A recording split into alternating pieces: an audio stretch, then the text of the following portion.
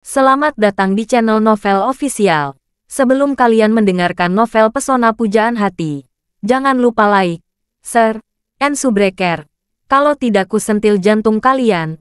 Hehehehe. Tanpa lama-lama lagi langsung saja kita masuk di alur cerita novelnya. Bab 5591.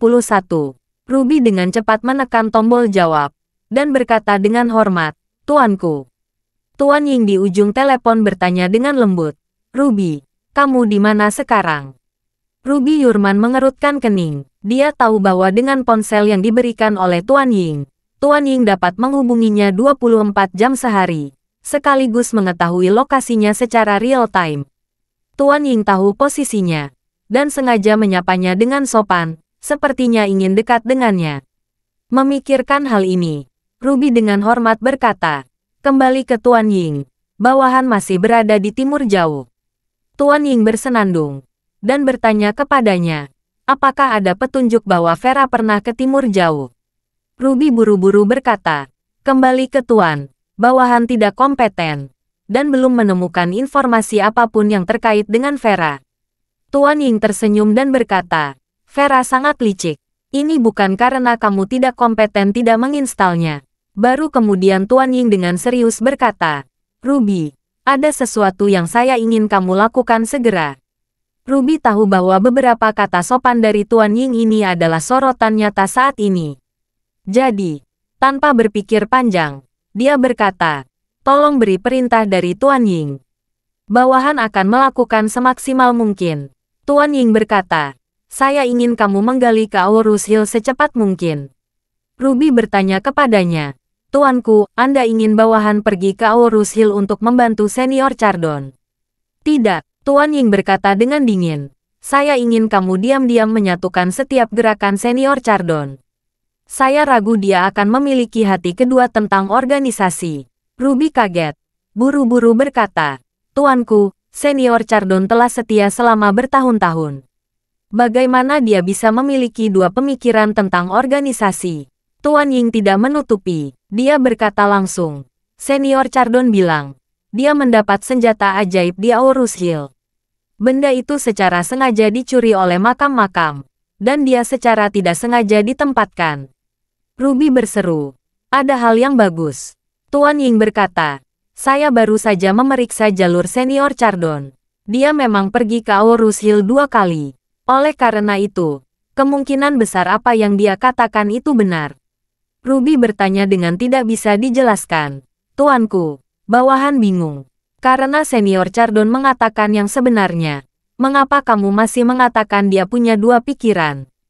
Tuan Yin mencibir, "Apa yang dikatakan Senior Chardon saya memang benar. Tetapi dia hanya mengatakan sebagian saja." Setelah itu, Tuan Ying berkata lagi, "Dia mengatakan dia tidak tahu efek dari senjata sihir pasif yang dia dapatkan. Tetapi saya memeriksa jejak pergerakannya pada siang hari. Setelah meninggalkan jalan antik, dia pergi ke gunung yang tidak dapat diakses di Aurus Hill. Di sana dia tinggal selama puluhan menit sebelum kembali ke jalan antik lagi. Saya curiga dia seharusnya menggunakan senjata sihir yang menyerang." Ruby semakin bingung. "Tuanku, bawahanku berani mengatakan bahwa hanya karena Senior Chardon pergi ke gunung yang tidak dapat diakses, mungkin sulit untuk membuktikan apakah dia mendapatkan senjata sihir yang menyerang." Tuan Ying bersuasana dingin dan berkata dengan muram, "Tentu saja hal itu tidak dapat dibuktikan hanya dengan melintasi pergerakan." Namun, hari ini Biro Meteorologi Aurus Hill tiba-tiba mengeluarkan peringatan cuaca ekstrim. 20 menit setelah Chardon tiba di pegunungan, saya baru saja mencari Weibo lokal Aurus Hill dan platform video pendek. Banyak orang yang menyebarkan badai petir di dekat Gunung Phoenix di Aurus Hill sore ini. Menurut deskripsi banyak orang, guntur itu memekakkan telinga. Banyak orang yang belum pernah mendengar guntur yang begitu keras sepanjang hidup mereka. Dan kebetulan, lembah tempat Senior Chardon pergi tidak jauh dari Gunung Phoenix di Aurus Hill. Bab 5592. Mendengar kata-kata Tuan Ying, Ruby sangat tertekan. Benar saja, seperti yang dia duga, Tuan Ying selalu memiliki informasi lokasi mengenai beberapa senior. Dan ini bukan hal yang paling menakutkan. Yang paling menakutkan adalah Tuan Ying dapat menganalisis setiap gerakan setiap orang secara lebih rinci berdasarkan waktu dan tempat. Dikombinasikan dengan informasi yang dapat dicari di internet lokal. Ini juga berarti bahwa dirinya tidak mungkin melepaskan kendali Tuan Ying seumur hidupnya. Jangan lihat para senior ini yang mungkin tidak kembali melapor dalam waktu lama ketika mereka keluar untuk melakukan misi. Tubuh mereka juga masih memiliki racun yang disiapkan oleh Tuan Ying. Hanya saja mereka yang menguasai energi spiritual memiliki umur yang cukup panjang. Sehingga simpul waktu yang diberikan oleh Tuan Ying relatif lebih lebar dari yang lain. Yang lain mengambil penawarnya setiap 2 minggu, 3 bulan atau setengah tahun. Sementara para senior, setiap 3 tahun. Tapi bagaimana dengan 3 tahun? Jika semua orang menerbangkan layang-layang oleh Tuan Ying, mereka hanya akan memiliki garis layang-layang yang lebih panjang. Mereka masih tidak dapat melepaskan kendali Tuan Ying. Sambil kecewa, dia juga menganalisis poin-poin penting ini di dalam hatinya. Senior Chardon pergi ke pegunungan dari jalan antik, sungguh aneh. Dan bahkan lebih sulit dipercaya bahwa ledakan guntur yang tak terduga terjadi tiba-tiba di tempat yang pernah dikunjungi Senior Chardon. Menggabungkan dan menganalisis poin-poin ini, dia dapat menebak konteks umum dari masalah tersebut. Sangat mungkin bahwa Senior Chardon mendapatkan senjata sihir yang ofensif.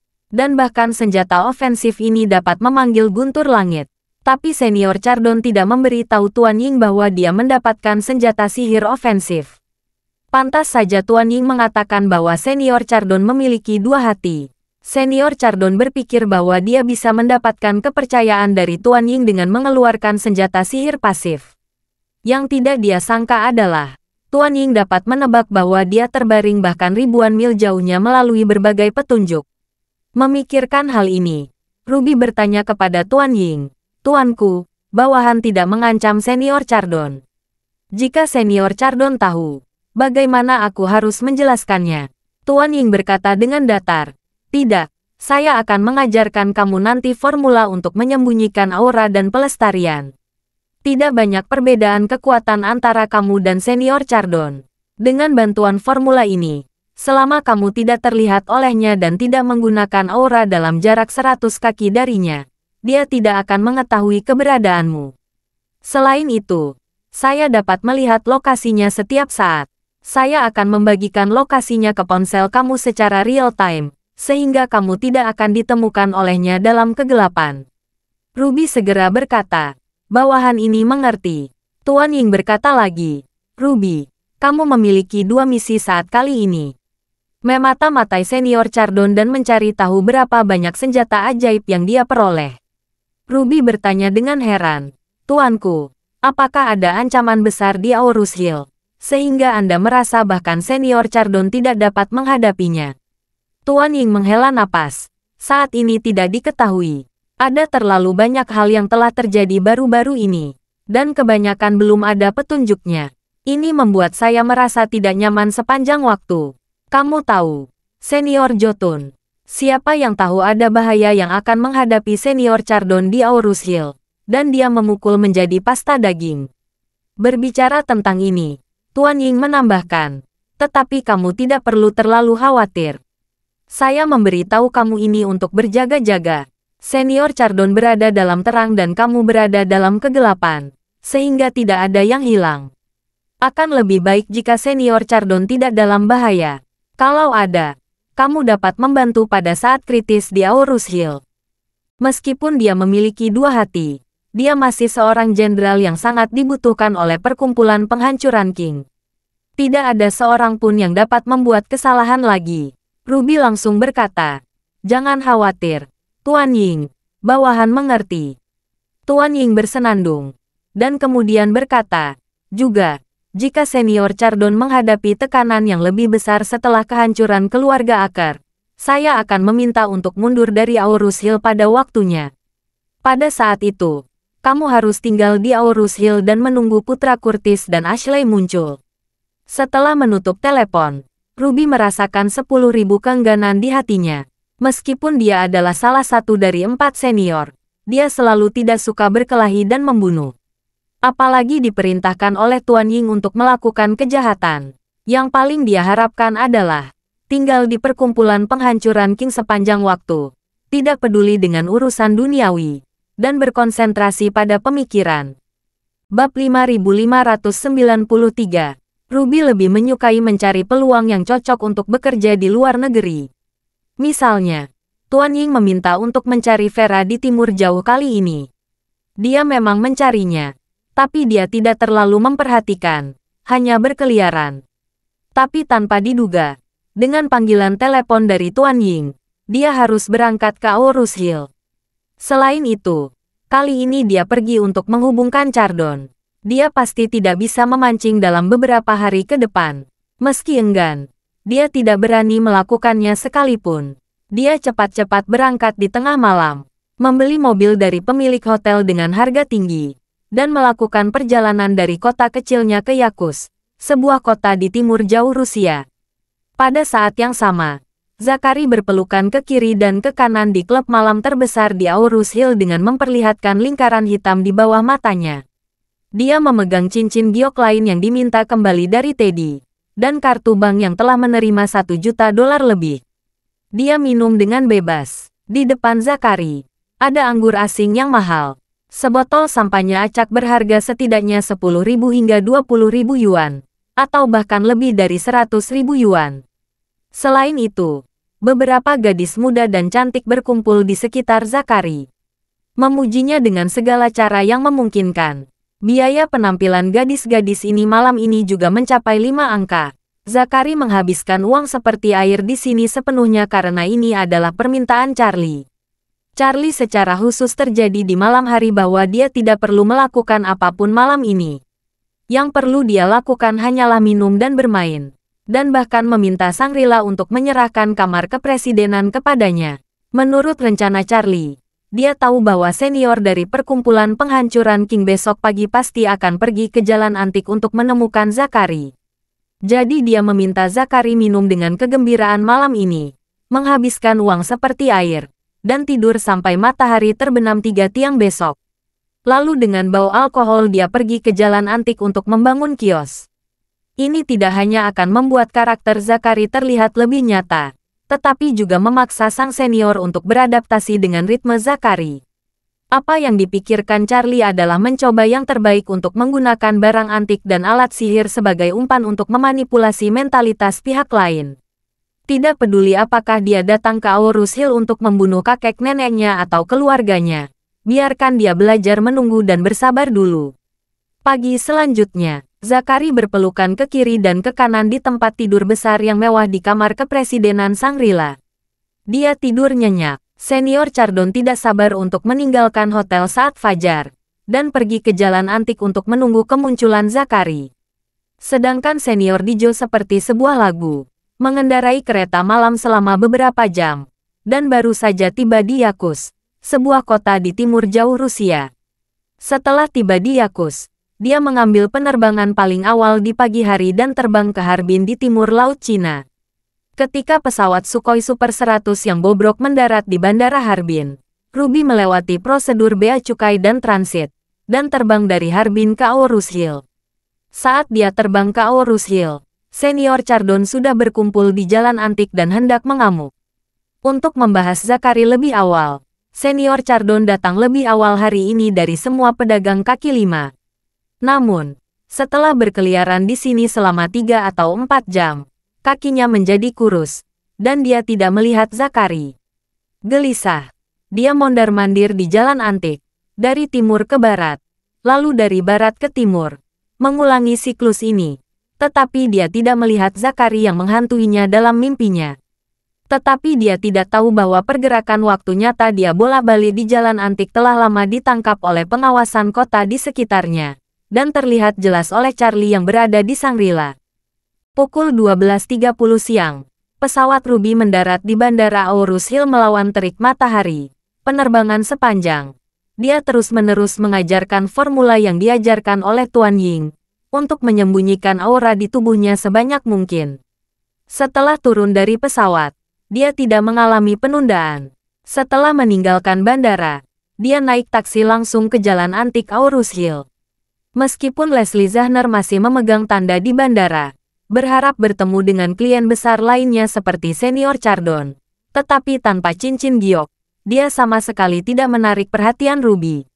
Dan saat Ruby sedang menuju ke jalan antik dengan mobil, Charlie yang sedang duduk di kantor Ishak, memerintahkan orang-orang Ishak di sebelahnya, pergi dan bangunkan Zakari. Beritahu dia, Tuan Wade menyuruhnya untuk mulai bekerja. Bab 5594. Ketika Zakari memaksakan ke kantor Ishak dengan rambut seperti sarang burung, masih tercium bau anggur dan parfum. Bahkan ada banyak bekas bibir merah cerah di wajahnya. Begitu dia melihat Charlie, dia buru-buru bertanya sambil tersenyum. Tuan Wade, Anda mencari saya? Charlie mengangguk dan bertanya padanya, bagaimana minumanmu tadi malam? Zakari menyeka mulutnya dan berkata sambil terkekeh, kembali ke Tuan Wade. Saya meminumnya tadi malam. Itu cukup enak. Charlie tersenyum kecil dan berkata, karena kamu sudah minum-minum, mari kita mulai bekerja di sore hari. Zakari segera berdiri tegak dan bertanya dengan hormat, Tuan Wade, apa yang ingin Anda lakukan? Beritahu saya. Charlie bersenandung dan bertanya, Zakari, izinkan saya bertanya, apakah kamu sudah membawa cincin yang lain? Zakari segera berkata, sudah. Ada di brankas di kamar. Saya memasukkannya sendiri tadi malam saat saya masih terjaga. Oke, Charlie mengangguk dan berkata, kembalilah. Tapi ingat, bersihkan saja wajahmu dan gosok gigi. Jangan mandi. Setelah itu, bawa cincin itu dan pergi ke kios di Jalan Antik. Lelaki tua yang datang kemarin sudah menunggu kamu sepanjang pagi. Hei, Zakari bertanya. Tuan Wade, apakah lelaki tua itu pergi ke Jalan Antik lagi? Mungkinkah dia meminta saya mengembalikan barang? Bagaimana mungkin? Charlie tersenyum dan berkata, dia masih ingin membeli lebih banyak barang darimu. Setelah kamu menemuinya nanti, katakan bahwa keluargamu belum siap mengambil semua barangnya. Tapi kalau dia bisa menunjukkan ketulusannya, kamu bisa bertarung untuknya. Zakari buru-buru bertanya, Tuan Wade, seberapa besar ketulusan ini? Charlie berpikir sejenak dan berkata, setidaknya kamu harus meminta $200.000 AS dulu. Setelah $200.000 AS diterima, kamu dapat menghubungi asisten Ishak. Jangan berbicara kosong, langsung katakan saja satu kalimat, tolong kirimkan kepada saya. Kamu tidak perlu khawatir tentang sisa-sisanya. Saya akan mengirimkan satu cincin lagi kepada Anda. Dengan mengatakan itu, Charlie berkata lagi, untuk cincin kedua, kamu bisa menanyakan dia harga 1 juta. Zakari terdiam sejenak. Tuan Wade, saya ingin bertanya. Lelaki tua itu sudah membeli cincin seharga $500.000 AS, yang sudah 100 kali lipat. Kali ini 1 juta. Dapatkah dia membelinya? Dia akan memecahkannya. Charlie tersenyum percaya diri. Buka saja mulutmu dan teriakkan harganya. Selama kamu berada di dalamnya, dia pasti akan membayar. Meskipun Zakari memiliki beberapa keraguan di dalam hatinya, dia masih mengangguk dengan sangat sederhana dan berkata, oke, Tuan Wade, saya mengerti. Setelah pukul 1 siang, jalan antik di bawah terik matahari tidak memiliki banyak lalu lintas. Senior Chardon masih mondar-mandir di jalan. Matanya terus mengamati para penjual. Seorang pria yang membangun warung tidak tahan lagi dan bertanya, aku berkata, Pak Tua, kamu telah berjalan bola-balik sepanjang pagi, dan mataku kabur. Anda tidak dapat menemukan tempat duduk untuk sementara waktu di hari yang panas. Saya akan memberi $1. Kamu pergi ke Dongtou untuk membeli es loli. Senior Chardon menyorotkannya dan berkata dengan suara dingin, aku bisa berjalan sesukaku. Apa izinmu? Kalau kamu berbicara omong kosong lagi, berhati-hatilah, karena aku akan menghajarmu. Persetan. Penjual itu sangat marah sampai jantungnya sakit, dan dia mengutuk. Kamu bajingan tua benar-benar tidak tahu apa yang baik dan apa yang buruk. Kamu. Senior Chardon berkumpul dengan marah saat melihat sumpah serapahnya. Saat ini, hanya ada satu pikiran di benakku. Gunakan potongan kayu sambaran petir di sakunya yang dapat memanggil guntur langit, dan membunuh anak ini di tempat. Tapi dia hanya bisa berpikir seperti itu. Sebelum dia melakukan apapun pada keluarga Aker, dia tidak berani membuat masalah dengan santai. Jadi, dia hanya bisa membalas dengan kesal, dan terus mondar-mandir ke sisi lain. Bab 5595. Saat ini, dia tidak tahu bahwa di lantai 2 sebuah kedai teh di sepanjang jalan antik, Senior Dijo, Ruby Yurman, sedang duduk di dekat jendela, mengawasinya dari kejauhan. Saat ini, Zakari masuk dari pintu masuk jalan antik sambil menguap dan menyeret barang-barang dari kios. Senior Chardon melihatnya sekilas, sangat gembira. Dia bergegas ke arahnya, dan berkata, "Zakari, kenapa kamu pergi? Aku sudah menunggumu di sini sepanjang pagi dan siang dan aku belum melihatmu." Zakari menguap, dan dia sengaja menepuk-nepuk mulutnya dengan telapak tangannya, membuat nada malas. Setelah menguap, Zakari menggeliat lagi di tempat, lalu berkata perlahan, "Pak, saya ini penjual, bukan pekerja. Saya bisa datang kapanpun saya mau. Siapa yang bisa mengendalikan saya?" Melihat tatapan Zakari yang ingin dipukuli, Senior Chardon ingin menamparnya ke seberang jalan barang antik. Namun, ketika dia mengira bahwa sobat ini adalah bintang keberuntungannya, dia segera menahannya. Chardon berkata sambil terkekeh, "Zakari, aku mencium bau seperti alkohol. Kamu minum banyak tadi malam." Zakari berkata sambil tersenyum. Terima kasih, saya menghasilkan banyak uang kemarin. Saya pergi keluar untuk bermalam, minum anggur, tidur di atas kuda besar, tinggal di kamar presidensial. Bahagia seperti peri." Senior Chardon melihat kesuksesan Zakari di matanya, dan dia tidak bisa menahan cibiran di dalam hatinya. Benar saja, dia pedagang barang antik yang tidak berharga. Bukan kamu yang memiliki uang sekecil itu. Meskipun dia berpikir demikian di dalam hatinya, dia segera memberi jempol pada Zakari, dan memuji dengan tidak tulus. "Aku iri padamu. Kamu menjalani kehidupan yang apik." Zakari hehe berkata, "Wahai orang tua, lihat apa yang kamu katakan. Kamu lebih kaya dariku. Aku bisa menjalani kehidupan seperti ini, dan kamu bisa menjalaninya dengan lebih baik. Kalau tidak, bagaimana kalau saya mengatur satu set untuk kamu nanti malam? Katakan saja, negara mana yang Anda suka? Apa suka Jepang dan Korea? Atau Eropa dan Amerika?"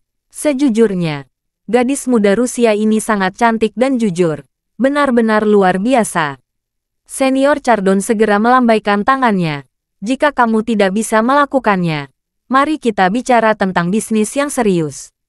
Jangan sampai kamu mengacaukan hati Dao saya." Zakari tertegun sejenak, dan bertanya kepadanya, "Apa itu Dao?" Senior Chardon tercengang. "Kuil Tao mana yang Yiben Dao?"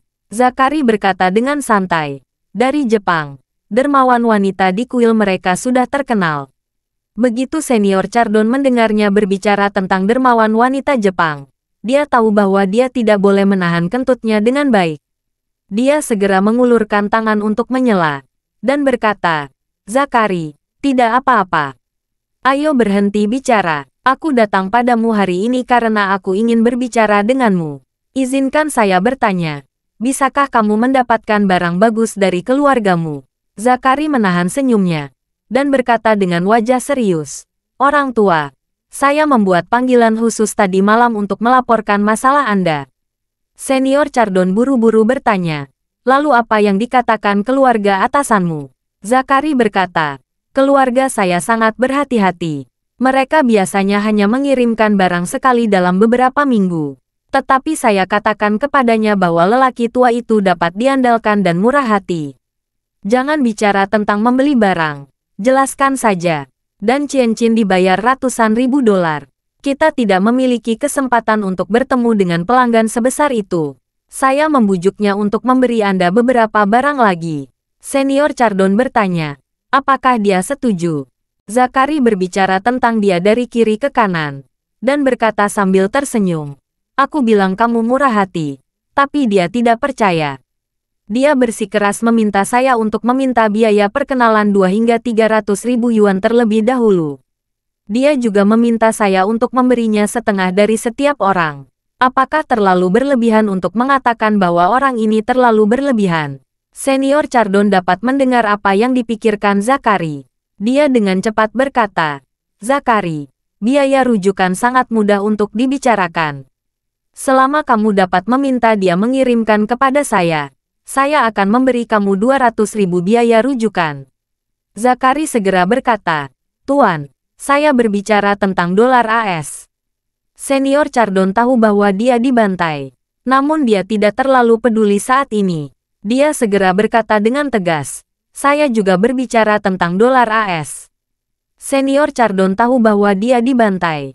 Namun dia tidak terlalu peduli saat ini.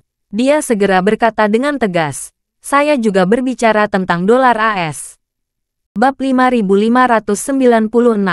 Kali ini Senior Chardon sudah familiar dengan jalanan. Dia segera menyalakan telepon, mentransfer 200.000 dolar AS ke Zakari. Kemudian bertanya dengan tidak sabar, Zakari, bisakah kamu mengirimkan barangnya kepada saya sekarang? Zakari menepuk dadanya dan berkata, Dermawan, tunggu sebentar. Aku akan segera meneleponnya. Senior Chardon buru-buru memperingatkan, selama aku keluar dari lubang yang sama dengan dua hal itu, jangan membodohiku. Zakari berkata dengan wajah serius, jangan khawatir, Pak Tua, saya, Zakari, telah bepergian selama ini, mengandalkan kata-kata integritas. Kami tidak akan pernah melakukan hal-hal yang membodohi orang dalam hidup ini. Lagi pula, dia berpura-pura misterius dan berkata, keluarga saya telah menghubungi saya, dan saya akan mengirimkan barang lain nanti. Harap tunggu sebentar. Benar-benar, Senior Chardon diliputi kegembiraan, dan berseru, bagus sekali. Keduanya menunggu bersama selama sekitar 20 menit, dan seorang pengendara dari City Express berlari masuk dari luar jalan antik. Sejak orang ini memasuki jalan antik, Senior Chardon dan Ruby telah mengikutinya bersama. Tidak ada alasan lain. Keduanya memperhatikan fluktuasi aura di tubuhnya. Senior Chardon bahkan merasa fluktuasi ini agak familiar. Pada saat ini, Senior Chardon bahkan lebih bersemangat, dan dia diam-diam menghela napas di dalam hatinya. Ini adalah senjata ajaib ketiga. Aku benar-benar telah menyodok sarang senjata ajaib. Jika ada satu, akan ada dua. Dan jika ada dua, akan ada tiga. Tiga sudah ada. Dan 4, 5, dan 6 sepertinya bukan mimpi. Pada saat ini, pengendara langsung menuju stan Zakari dan bertanya kepadanya, apakah Anda Zakari? Zakari mengangguk dan bertanya kepadanya, di mana barang-barang saya? Pengendara mengeluarkan kotak perhiasan dari tas pinggangnya dan menyerahkannya kepadanya. Setelah pihak lain pergi, Zakari membuka kotak perhiasan dan mengeluarkan cincin giok kedua yang dibuat oleh Charlie dari dalam. Mata Senior Chardon tidak berkedip sekalipun sejak Zakari membuka kotak perhiasan itu. Dan ketika dia melihat isi kotak perhiasan itu dengan jelas, mau tidak mau dia merasa sedikit kecewa. Dia bergumam, kenapa cincin lagi? Zakari tersenyum. Siapa yang tahu tentang hal itu? Tanyakan pada pemilik makam. Mungkin dia suka memakai cincin ketika dia masih hidup. Kedua kakak laki-laki itu memiliki satu di setiap sisi. Bukankah itu terlihat bagus? Senior Chardon merasa sedikit tertekan. Dia sebenarnya tidak terlalu tertarik dengan senjata sihir dari formasi pasif semacam ini. Menurutnya, dibandingkan dengan yang dia dapatkan kemarin, yang bisa memanggil guntur, senjata ajaib semacam ini seperti langit dan bumi. Harapan dalam hatinya masih menanti untuk mendapatkan senjata sakti yang dapat meningkatkan daya serangnya. Tapi sekarang ada cincin lain. Dia harus membelinya atau tidak. Kalau beli, dia sudah punya. Dan dia belum tahu apa efeknya. Kalau tidak membelinya, itu juga senjata ajaib. Dia tidak bisa melepaskannya. Bukan. Sambil merasa tertekan, Zakari di samping berkata, orang tua, izinkan saya memberi tahu Anda. Anda juga dapat membeli cincin ini. Kedua jari akan memakai satu di setiap sisi. Dan yang utama adalah barismi. Senior Chardon berpikir dalam hati. Karena saya telah memberi tahu Tuan Ying tentang cincin itu, juga merupakan hal yang baik untuk membeli yang kedua sekarang. Satu untuk Tuan Ying, dan yang lainnya saya simpan sendiri. Bagaimana jika itu benar-benar sesuatu? Setidaknya aku tidak akan menyesal memikirkan hal ini.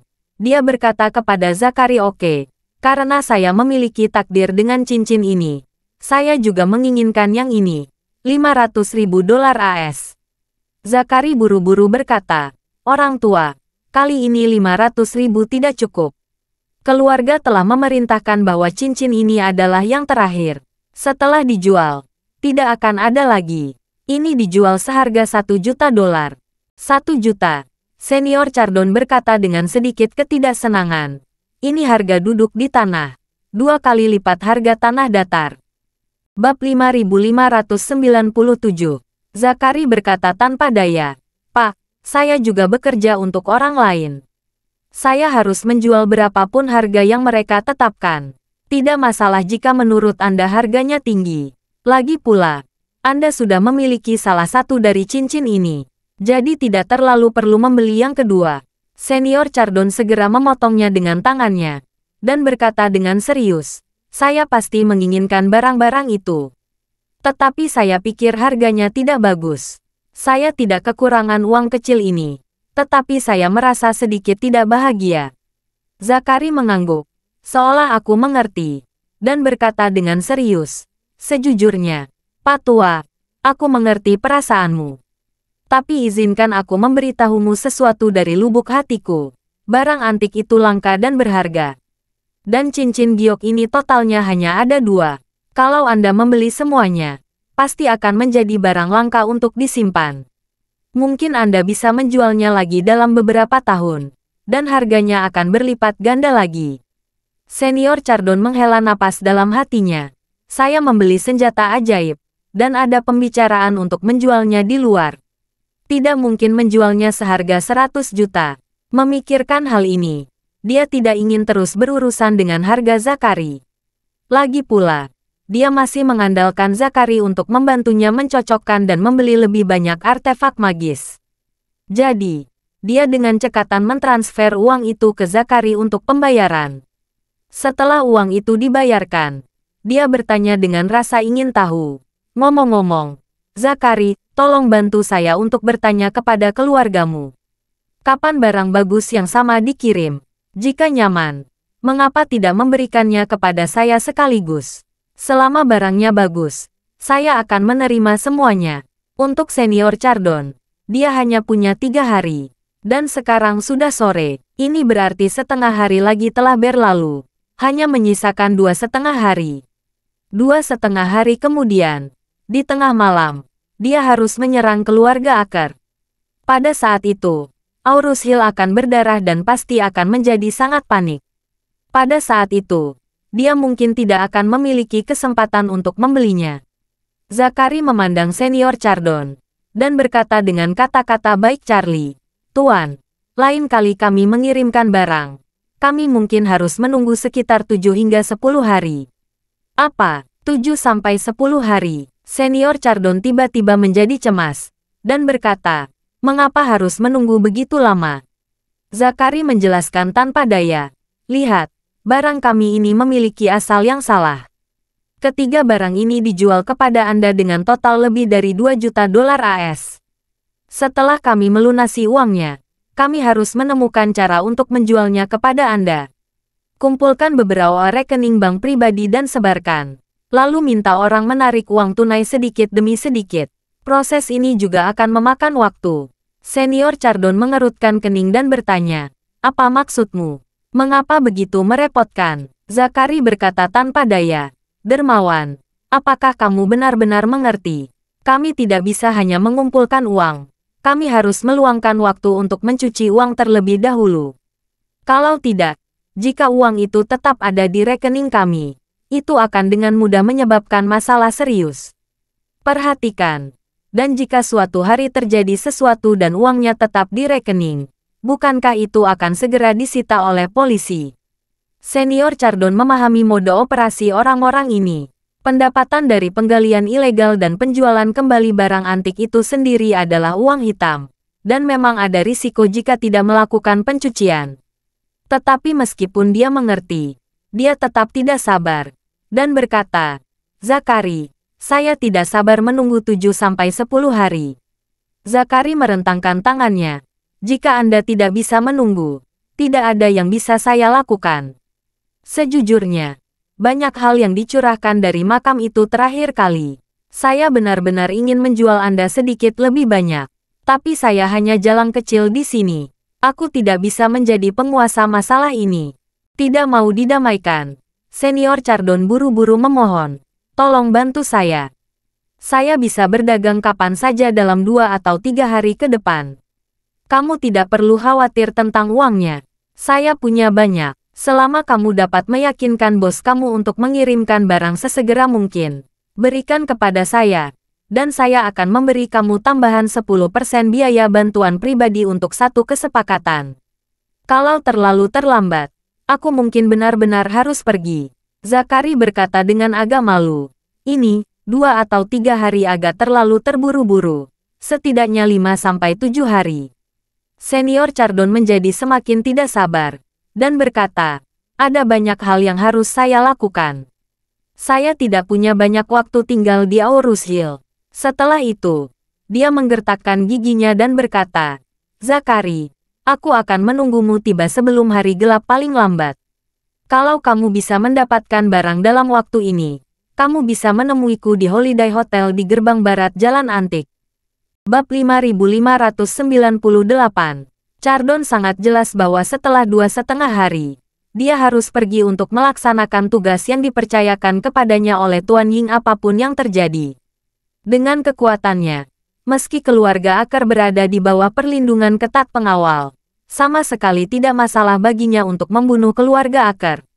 Namun, dia tahu betul bahwa begitu dia menyerang keluarga Akar, akan sulit baginya untuk melarikan diri di bawah pengepungan dan penindasan pemerintah Tiongkok.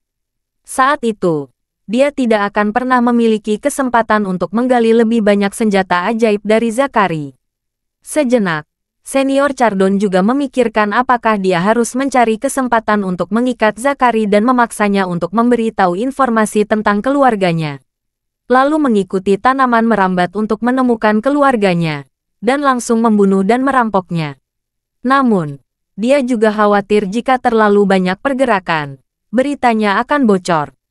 Tangan dan mata keluarga Akar terbuka ke langit.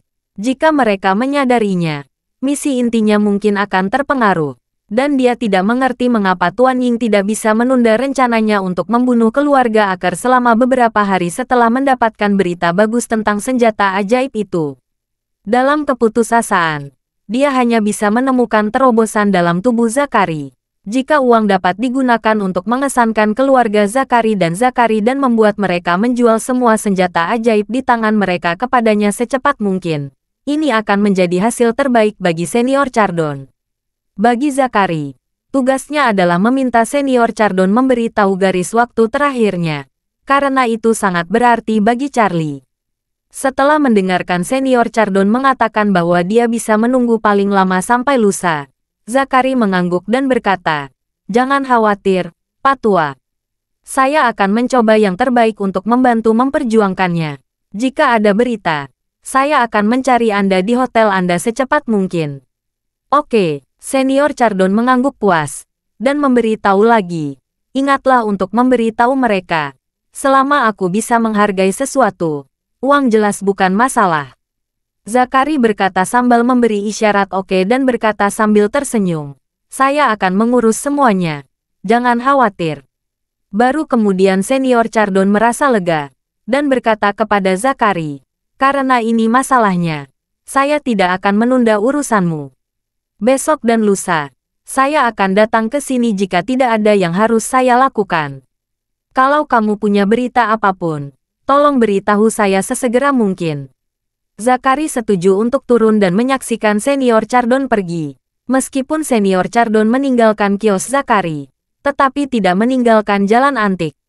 Dia berputar-putar dan akhirnya duduk di sebuah restoran sekitar 300 meter dari stan Zakari, memperhatikan setiap gerakan Zakari. Senior Chardon tidak bermaksud merampok secara terang-terangan dan diam-diam untuk memastikan kelancaran penyelesaian tugas. Dia ingin berjaga-jaga. Dia masih ingin mengetahui Zakari dan upline-nya dalam keadaan darurat.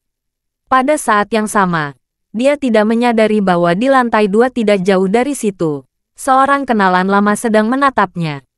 Kenalan lama ini adalah Ruby.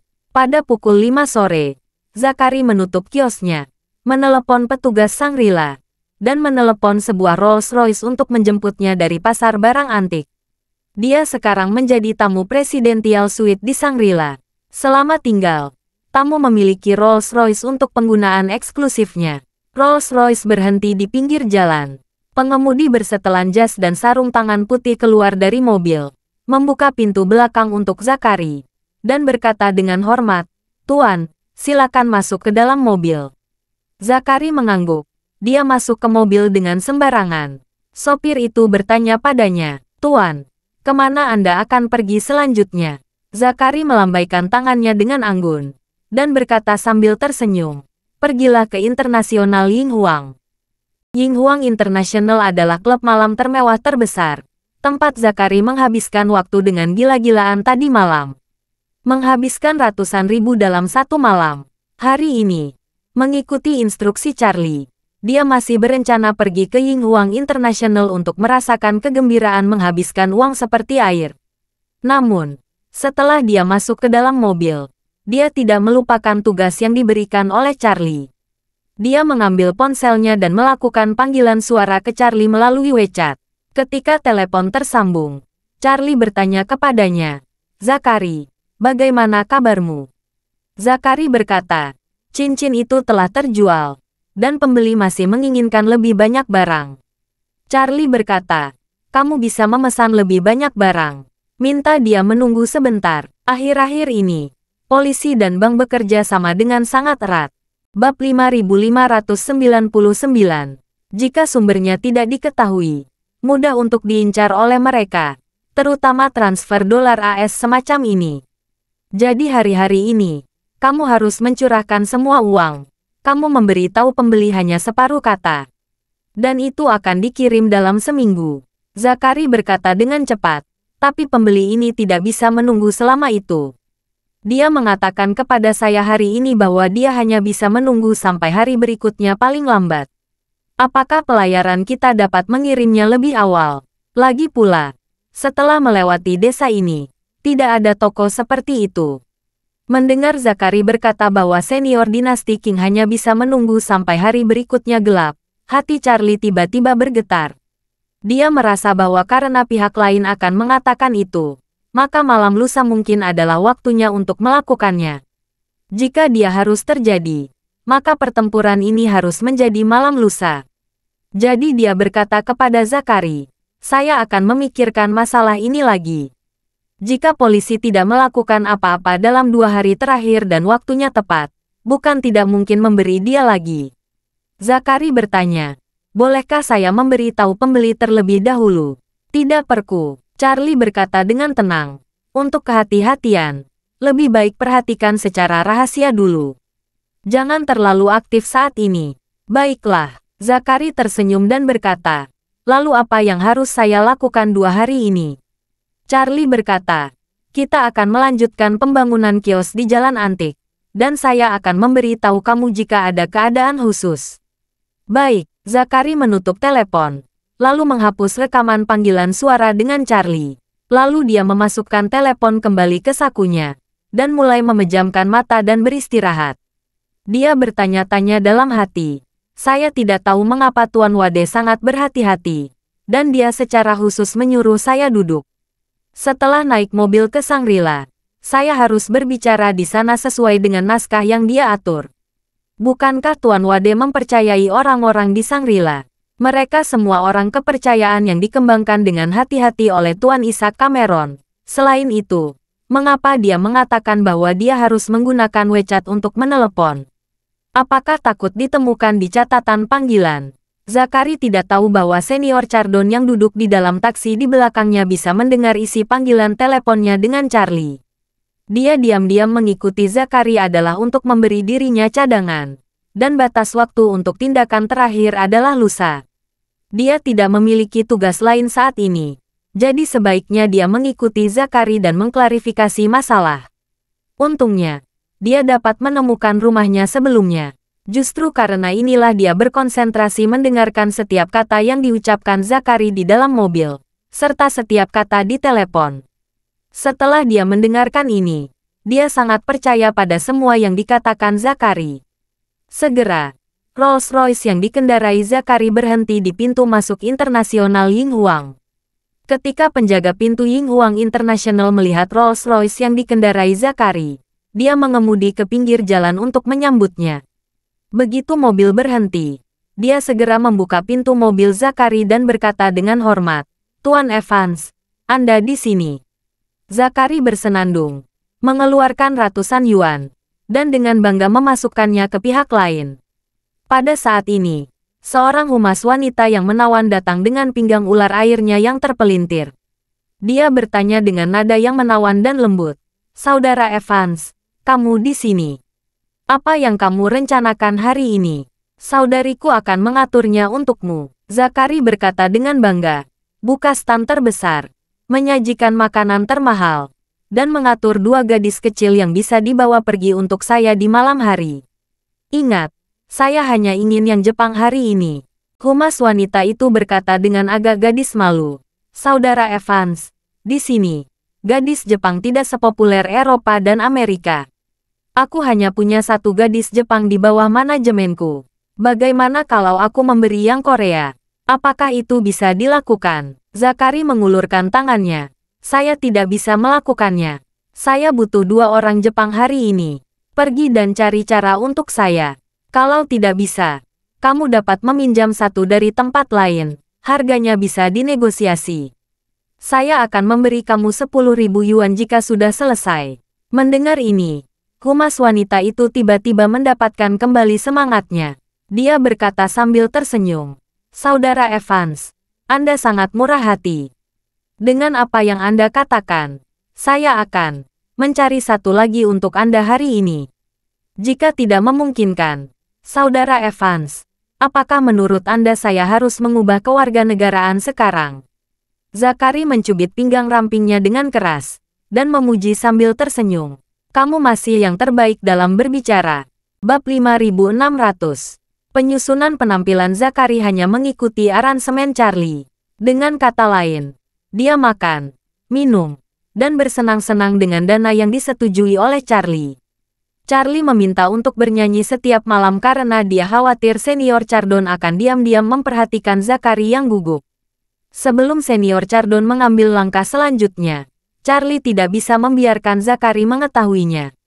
Selama Zakari tidak mengungkapkan rahasianya, Senior Chardon tidak akan mengalami perubahan apapun terakhir kali lusa malam. Biarkan Senior Chardon bergerak lebih dulu. Pada saat ini, Chardon diam-diam menatap Zakari. Dia bahkan bisa mendengar percakapan antara Zakari dan humas wanita itu dengan jelas. Semakin banyak hal ini terjadi, semakin dia percaya pada kepribadian Zakari dan apa yang dikatakan Zakari kepadanya. Menurutnya, Zakari menghasilkan uang pada siang hari, menghabiskan uang di klub malam pada malam hari, makan, minum, melacur dan berjudi. Dan dia tinggal di kamar presidensial sebuah hotel bintang 5.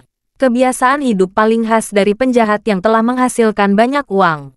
Uang mudah didapat, dan sumbernya tidak tepat, yang seringkali membuat orang merasa lebih baik menikmatinya sesegera mungkin. Setelah benar-benar terbebas dari Zakari, Senior Chardon kembali ke hotel tempat tinggalnya. Dia berencana tinggal di hotel selama 2 hari ke depan untuk bermeditasi dan berlatih. Dan untuk memahami 3 alat sihir yang baru didapat, lihat apakah bisa mendapatkan sesuatu.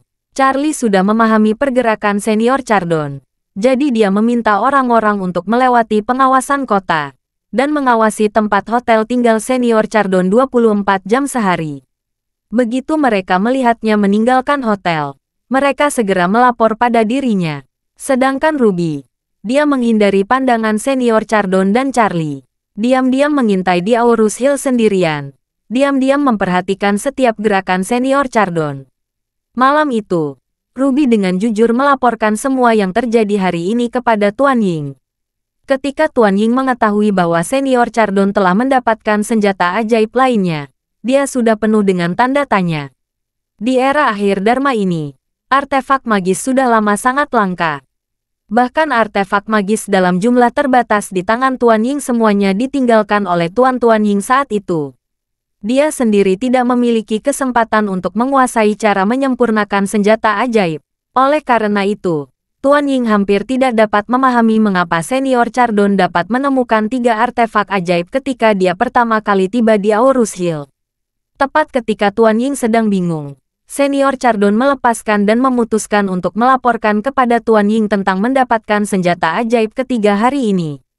Yang dia harapkan adalah, demi kedua artefak ini, Tuan Ying dapat menghentikan sementara rencana untuk membunuh keluarga Aker. Sehingga dia dapat memiliki lebih banyak waktu untuk menggali lebih dalam tentang Zakari dan upline-nya. Namun, setelah dia melaporkan masalah kepada Tuan Ying hanya berkata dengan ringan, meskipun senjata ajaib itu berharga, itu pasti tidak lebih penting daripada membunuh keluarga Aker. Saya tidak peduli berapa banyak senjata ajaib yang bisa kamu dapatkan. Sebelum tengah malam besok malam, kamu harus melakukan sesuatu pada keluarga Aker. Bagi Tuan Ying, prioritas membunuh keluarga Aker datang sebelum menemukan senjata ajaib. Terlebih lagi, Tuan Ying masih memiliki tipuan di Aorus Hill, dan itu adalah Ruby yang diam-diam telah tiba di Aorus Hill. Dalam pandangan Tuan Ying, diperintahkan Senior Chardon membunuh keluarga Aker dan menarik daya tembak dan perhatian. Ruby dapat memanfaatkan celah untuk menggali garis senjata ajaib. Mengetahui bahwa dia aktif di jalan antik, jadi Senior Chardon tidak dapat muncul. Itu adalah pilihan terbaik bagi Ruby untuk mengambil alih darinya untuk bertemu Zakari. Lagi pula, bagi Tuan Ying, Ruby jauh lebih dapat diandalkan daripada Senior Chardon.